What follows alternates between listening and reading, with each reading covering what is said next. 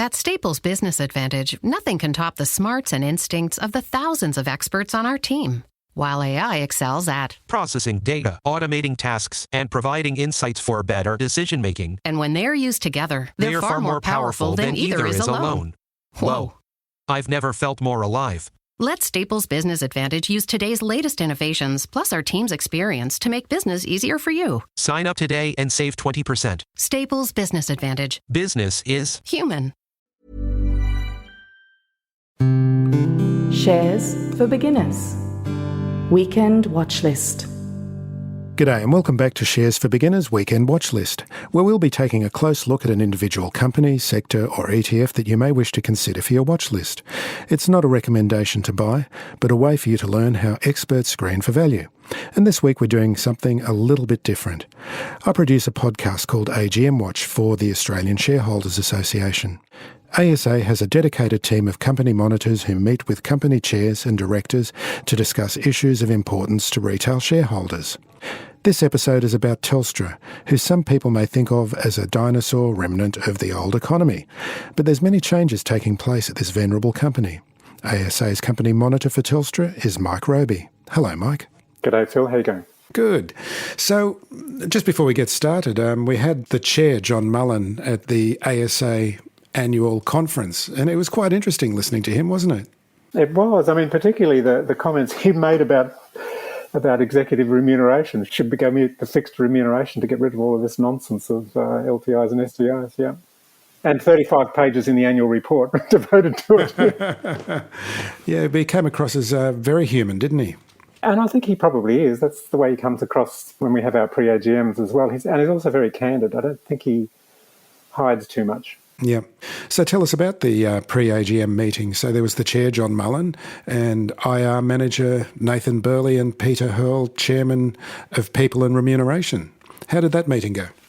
Look, they're always quite interesting, Phil.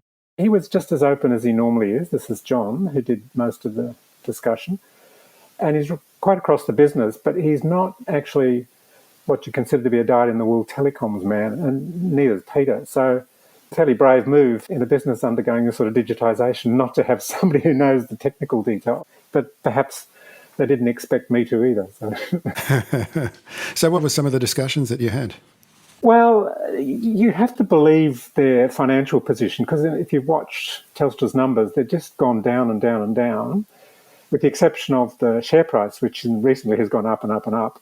And then it's just kind of turned the corner.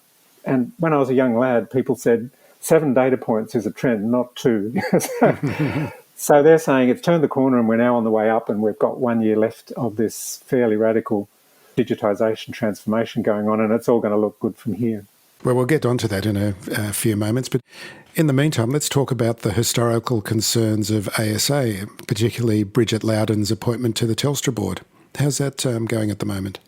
Look, our concern was that she's a very young woman, very entrepreneurial, and has run a business which is effectively matching people who've got skills to companies that are looking for that sort of skill. Nothing to do with Telstra. So we love the fact that they've actually stepped outside the box and recruited somebody outside. But we didn't quite see how it fit with Telstra's account, because in a sense, Telstra's already got a youth brand called Belong, and it's presumably got a marketing manager and so on that gets that pretty well. So the response when we challenged them that again this year, we kind of asked them how she's going and didn't get an answer. So understandably, they're very coy about telling you what goes on in the boardrooms. But we found it difficult in this. It's a very complex business, Telstra. Our listeners may not appreciate just how complex telecoms is. Complex and huge, enormous as well. It'd be like you're steering a huge supertanker, really, isn't it? Correct. And you've got to deal with just a whole lot of issues, apart from the political issues associated with the ex-incumbency. You've got to deal with taking a bunch of legacy systems which are just tired and turning them to digital only. And I had assumed that they would recruit somebody who'd done that, somebody from Facebook or from Instagram, or somebody who really had that OTT, as they call it, over the top experience in digital, but she didn't. That's not her forte. So it's probably a watching brief. We'll watch how she contributes. But at the moment, it's not transparent to us that it's the right choice. Well, hopefully there'll be some form of entrepreneurship that she's bringing to the role. Well, I'm sure she is, and I'm sure she does bring the voice of the millennial into the picture, which is all good. Just not sure that you'd pay somebody 250 grand for that when you could probably bring in a millennial to your AGMs and have them tell you, like how you should do this from now on. I'm sure they'd have plenty of opinions for a company like Telstra. So tell us about the current view of the Telstra business and its digital transformation. Like you alluded to, there's a lot of legacy business and a rapid turnaround in digitisation of everything. And it's quite difficult to sort of describe just how fundamental this is. There's a whole army of consultants around the world roaming through the telcos of the world, telling them how to do this stuff. Very few have gone as far as Telstra. So they've actually effectively parked all of their billing systems, a lot of the network systems. They've moved everything onto the cloud for the corporate business.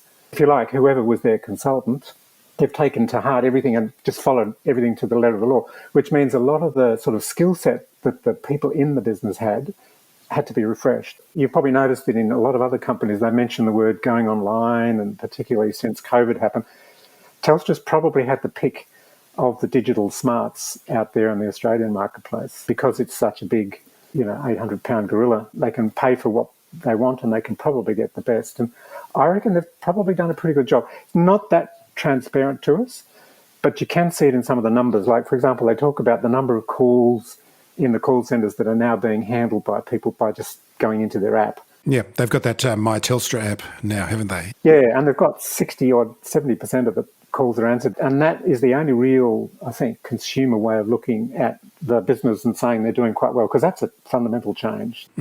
No, it would be. I mean, my mother is of that generation that refuses to use anyone else apart from Telstra, whereas I've been with Telstra for years. But having set her up with the My Telstra app, and I've found the process pleasingly simple compared to what it used to be like dealing with a company like Telstra. Yeah, no, that's good. And then behind the scenes, of course, the billing system's completely different. Those of you who are old enough, if you look at the business, say, 10 years ago, they made a lot of money out of text. That's gone. They made a lot of money out of international roaming. That's gone. They made money out of distance charging. That's gone. They made money out of things which no longer exist, including pretty well all of the fixed network calls, because pretty well everything is now done on data. So their business was just cut to shreds by that. And then you put on top of that the government basically nationalised the backbone network, in a kind of almost totalitarian way, and therefore removed their monopoly on the backbone as well. So they've had pretty well every curveball that you can imagine thrown at them. And they appear to be coming out of that period quite well. For a long time, I thought, they've got a CEO who has no background in this, and they had a chairman who had no background in this, and therefore I was quite sceptical. But now that I kind of get that it's a completely new digital sort of business, it's like going to the digital thing and then working back rather than moving up to it. I've got a deeper respect for them now. Yeah. And of course, they've gone into much more competitive pricing as well. Yeah, that's right. Removed all of the sort of messy pricing plans. Oh, that's right. And reduced all the plans, haven't they? There's only 20 plans now. Yeah, and got rid of excess data. Do you remember that if you went over the... if you didn't know how long the video was, you were going to get stung for $50 at the end of it. All of that's gone. And I would have thought, this is the slight problem that we consumers have, I would have thought that would have halved their complaints. It doesn't seem to have changed that much at all. They're usually billing complaints. I don't understand this bill. And if it's just $25 flat, I don't know how you couldn't understand that. Mm. So further on in the report, you talk about ESG and Telstra being certified carbon neutral. Since 2020, they do it in large part by buying carbon credits from India, but they're also committed to being absolute emissions reduction by 2030. How is the association looking at this and this particular governance issue? Look, for a large company that was such in the eye of, if you like, government departments, this is really showing great leadership. They've actually been one of the few to come out that strongly. There are, one or two others like BHP and so on, with more, if you like, more substantive problems associated with the environment, have come out also very strongly. But it's another big 800-pound gorilla company that's lining up behind quite good environmental compliance. So they've done pretty well everything right in ESG. They've got a plan to be carbon neutral. They've got a plan to basically net zero. They're basically looking at getting all of their energy from renewable sources like wind and solar and so on in the future, which if you think of the big data centres, they chew up a fair amount of horsepower of energy, and therefore... It's incredible the amount of power they take. They are. Those servers just consume vast amounts of electricity. So you need quite a lot of wind and solar, which means they'll be sponsoring people to invest in it once they pick their partners down that track. So they're doing a good job. And they've got quite a good diversity program. They've got good people on the board. Mike Roby, thanks very much for joining me today. Lovely to be here, Phil. Cheers. If you found this podcast helpful, please tell a friend, especially if it's someone who needs to start thinking about investing for their future. You'll be helping them and helping me to keep this show on the road. Shares for Beginners is for information and educational purposes only. It isn't financial advice, and you shouldn't buy or sell any investments based on what you've heard here. Any opinion or commentary is the view of the speaker only, not Shares for Beginners. This podcast doesn't replace professional advice regarding your personal financial needs, circumstances, or current situation. And thank you for listening to my podcast.